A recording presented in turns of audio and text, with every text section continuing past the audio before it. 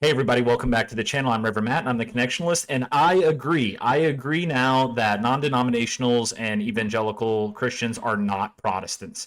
Um, I was introduced to this idea by Redeemed Zoomer in some of his videos, who we're going to react to today, and I agree. It took me a while to think about it, and I really want to put an important caveat out because a lot of people are going to get mad about this, but it's not an insult. I'm not saying evangelicals and non-denominationals are not Protestant as like an insult or a dig. It's just they're categorically two different things. They're both Christian. They're just not Protestant, right? And that is important to start saying because they are so different that it's important that we have good definitions so we can understand the history of traditions and like where they come from and why they do the things they do. But when Protestantism got to be this point where it was so broad that it was impossible to define, and I think it's time that we start delineating between evangelical, non-denominational, and Protestant. And so, without any further ado, we're going to dive into the video. Make sure you go like and subscribe to Redeem Zoomer. We want to make sure we're supporting original content creators. All right, here we go. Let's go. I just started my own new church in my basement. This counts as Protestantism, right? People can... Right, that therein lies like the first issue. It's like if you're starting a church in your basement, I'm not willing to say that's not a church or that God's not going to be able to work through that, but it's not Protestantism. Like, it's just not. And it's somebody who's starting a church in their basement with no credentials or authority given by the church.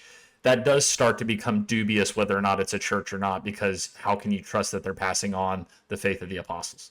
can mean very different things when they say Protestant.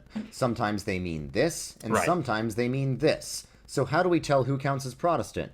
Isn't it like anything not Catholic? Okay, or the Eastern Orthodox Protestant? Isn't it like anything not Catholic or Eastern Orthodox? Okay, or the Oriental Orthodox Protestant? Isn't it like anything not Catholic or Eastern Orthodox or Oriental Orthodox? He's making a good point here about how lazy we've gotten with defining Protestantism, which is why I'm on board now. I'm on board that you know, like your non-denominational church down the street they're just not a Protestant church. They are an evangelical church. Okay, is the Assyrian Church of the East Protestant? Right. Isn't it anything not apostolic? Okay, who counts as apostolic? Isn't it like anything not Protestant?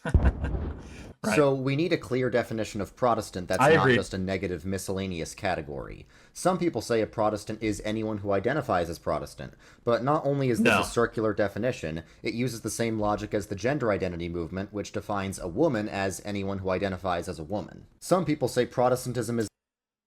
I don't understand why we always have to bring in the culture war issues. I get the point he's trying to make, but like it just is irrelevant to the current conversation, and it just feels like you got to throw that little culture war thing in there to be able to satiate the hyper conservatives that watch the channel. I just don't think that's necessary. defined by the 5 solas, and therefore if a non-denominational church agrees with these 5 solas, they can count as Protestant. But this definition is just not historically accurate. The Reformers didn't know anything about any 5 solas. They might agree with them in some sense, but they never saw the 5 solas as defining their movement. Right. And as a Methodist, I am sola scriptura, and the definition of Scripture is the only infallible rule of faith, but I'm not sola scriptura how a lot of evangelicals use it, which is that the Bible is the only authority. I don't think that that's true. So I'm out on that one. Soli Deo Gloria, God's glory alone, is like duh. That's like every Christian, so it's kind of silly in my opinion.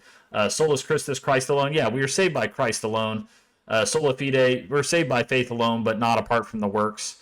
Grace alone, yeah, these things are okay, but they're fine and they're important. But I think his point stands that that was never a defined doctrine. In fact, the concept of 5 solas didn't even exist until the 20th century, when they were used as Sunday school memorization tactics. Correct. It's Yeah. not like this happened. Alright, time to voluntarily leave the Catholic Church. I am Luther. Is RZ doing a German accent right now? It's actually pretty good.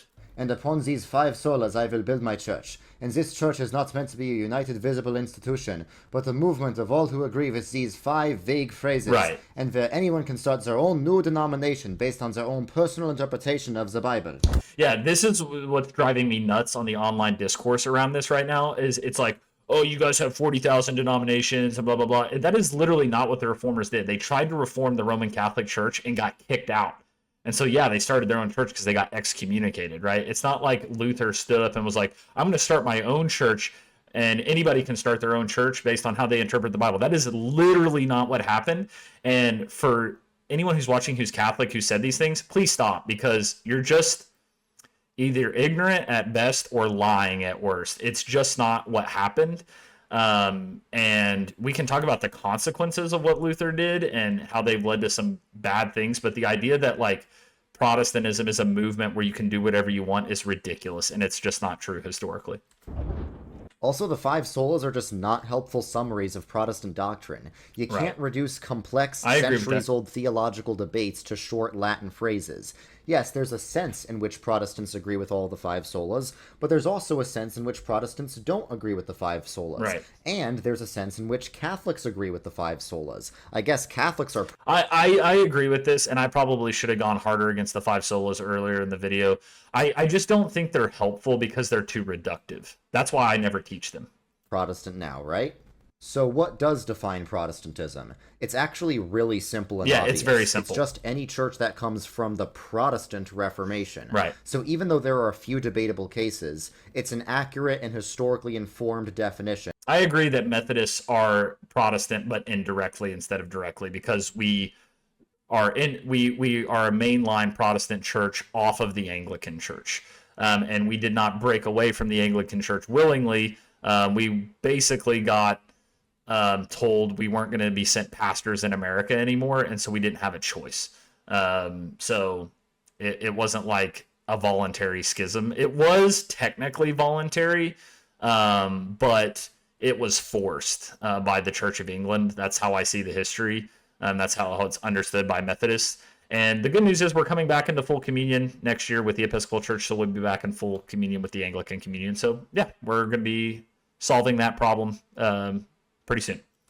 That allows you to compare institutions to institutions, rather than just institutions to vague ideas. This definition is also necessary for determining what Protestant theology is. Yeah. If any non-denominational church can be Protestant, then Protestantism can be easily strawmanned because it has no unifying theology. But if Protestantism is defined by specific institutions with a common origin, then there are official documents for each of them that you can reference. And if you look up here, if we ecumenically come together, even though we have massive differences in some of these, if we ecumenically work together, what we eventually have as Protestants is a claim where we say we are the church that was supposed to be, and even the Roman Catholic Church has basically admitted now that we were right about a lot of these theological points, or a lot of the things we were trying to reform in the 1500s. And so what we basically have is a claim that, no, we're a part of the true church, and we're what the church was supposed to be before the late Middle Ages happened and all these corruption and abuses within the Roman Catholic Church began, and we were trying to reform that and got forced out. That can lead us back into union with each other, which is, of course, the eventual goal. When talking about what Protestant theology is. This is the only... I am a firm skeptic, and I am firmly against permanent Protestantism. And what I mean by that is the idea that I want Protestantism to be its own thing forever. I think that is bad. We should be working for unity with the Roman Catholic Church and the Eastern Orthodox Church.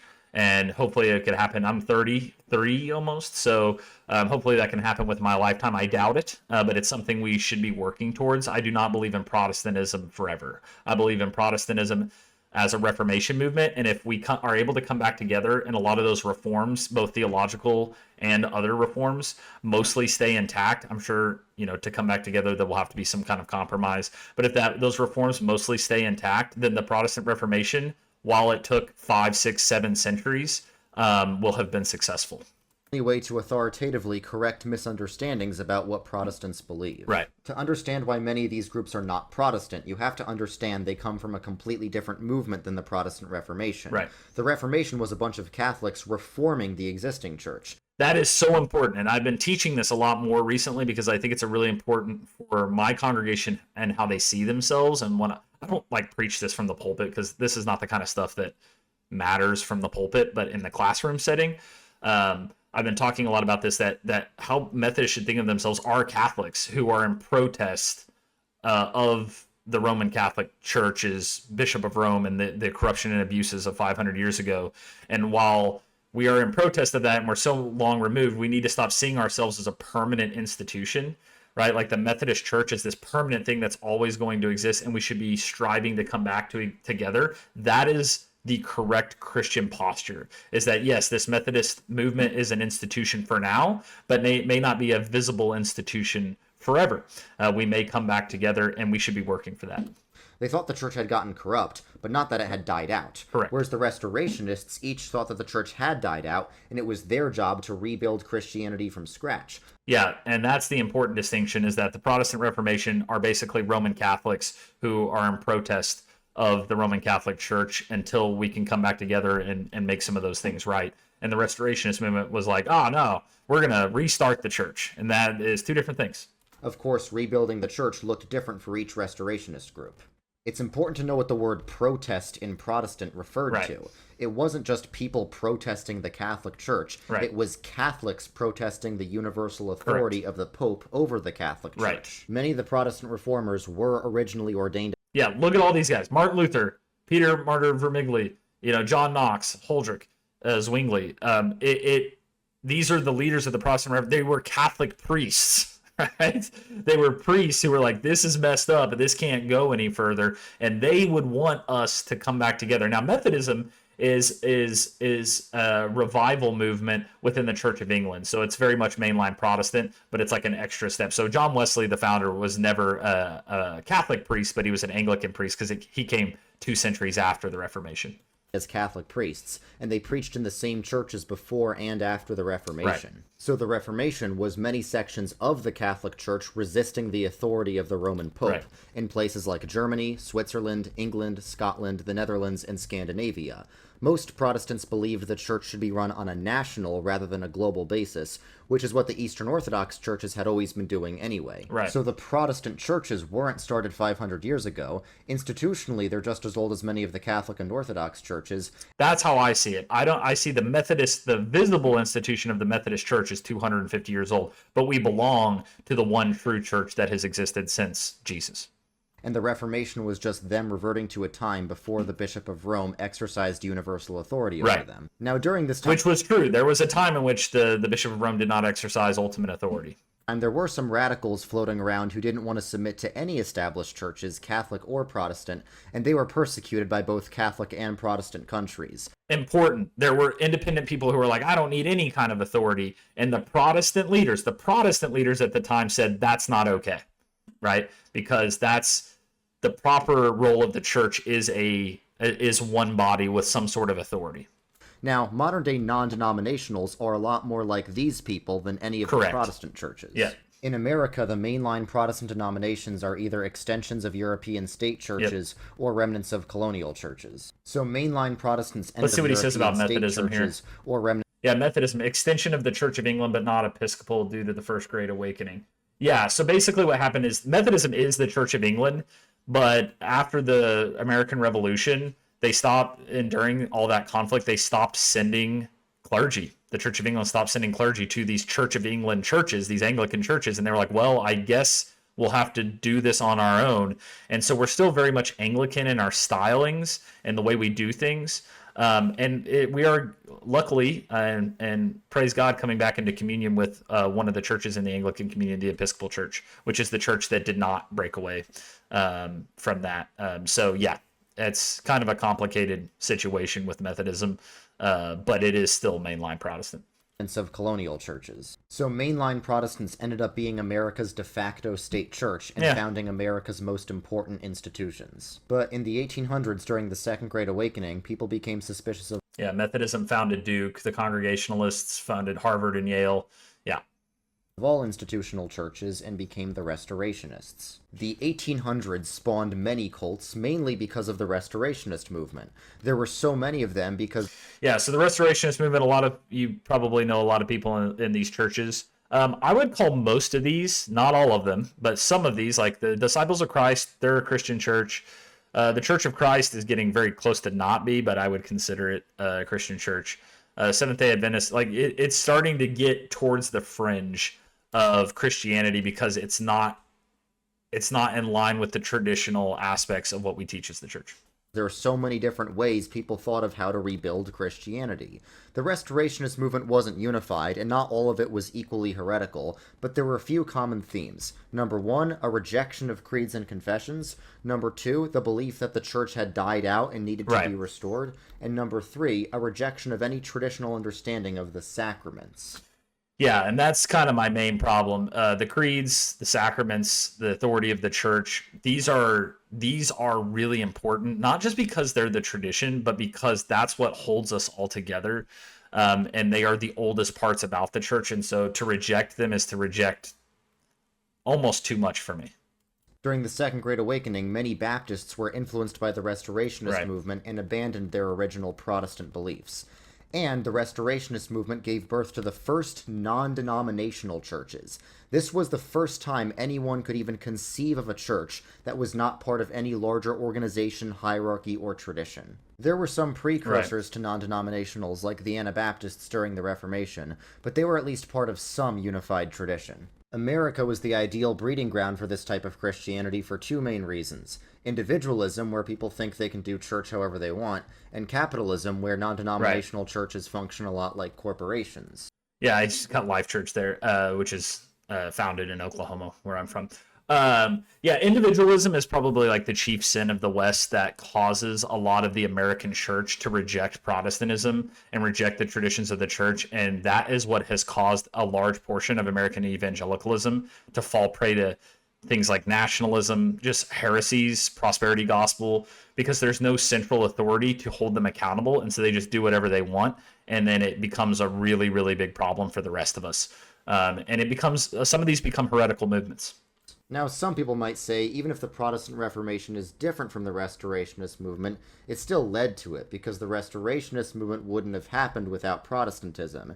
And this is honestly probably true, but this is a meaningless type of causation called but-for causation, where one thing wouldn't have happened without the other. For example, it's true that if Archduke Franz... Yeah, but the but-for thing is ridiculous, because it's like that you can say that about anything, right? Just because the Protestant Reformation happened doesn't guarantee that the Restorationist movement does happen. Franz Ferdinand had chosen a better driving path, we wouldn't have had Skibbity Toilet, but that doesn't mean Archduke Franz Ferdinand created Skibbity Toilet. Maybe it's... Yeah, he's talking about the assassination of Archduke Franz Ferdinand, which was a Serbian nationalist breakaway group assassinated Archduke Franz Ferdinand in 1914, and that's what ignited the First World War. And he's absolutely right. No historian, right now, I will tell you this, no historian would agree that if Franz Ferdinand had not gotten shot that day, that the First World War would not have begun. The First World War would have begun anyway. Something else would have set it off. 1914 Europe was a powder keg that was ready to go off, and that just happened to be the thing that set it off. It's true that the Restorationist movement wouldn't have happened without the Protestant Reformation, but the Reformation wouldn't have happened without the Great Schism, and the Great Schism wouldn't have happened without the Council of Chalcedon. So I guess all of Chalcedonian Christianity is responsible for modern rock concert churches, and now we all have to become Oriental Orthodox. So we've refuted basically every reason for calling non-denominationals Protestant. Honestly, the clearest reason why they're not Protestant is in the name non-denominational. Right. But why does this even matter? It matters because most non-denominationals teach things that directly and significantly contradict the Protestant confessions. So if Protestant... Yeah, especially around the sacraments. That's where non-denominationals are the most problematic for me, is around the sacraments. And church authority, and there's no accountability. That's the biggest, that might be the biggest, is there's just no accountability, which is basically from the beginning of the church been considered wrong. Get lumped in with non-denominationals, it'll cause a lot of people to misunderstand what we believe and how we worship. On this channel, I care a lot about having honest ecumenical dialogue, and that's why I make many videos debunking straw men of other denominations like Catholicism. So if we're going to do this, we need to label each other correctly and not straw man each other. And I also don't want to just tell you what Protestantism is, I want to show you. That's why linked in the description of this video, I have a map. There's the map again. I think that's pretty much the end of the video. Okay, So great video. Yeah, I think it's really important that we define these things appropriately, because we can't talk with each other and have ecumenical dialogue if we can't define the terms appropriately. And sure, there's some of you watching, they're like, oh, what does that really matter?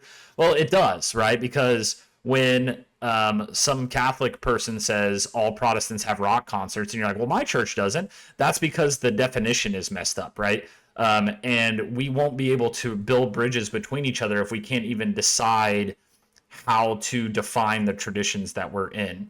So I don't think this is like the most important thing ever, right? But it is important that we talk about it and we delineate that. So if you liked the video today, make sure you like and subscribe to Redeem Zoomer. And also, if you like my commentary today, make sure you like and subscribe to my channel today.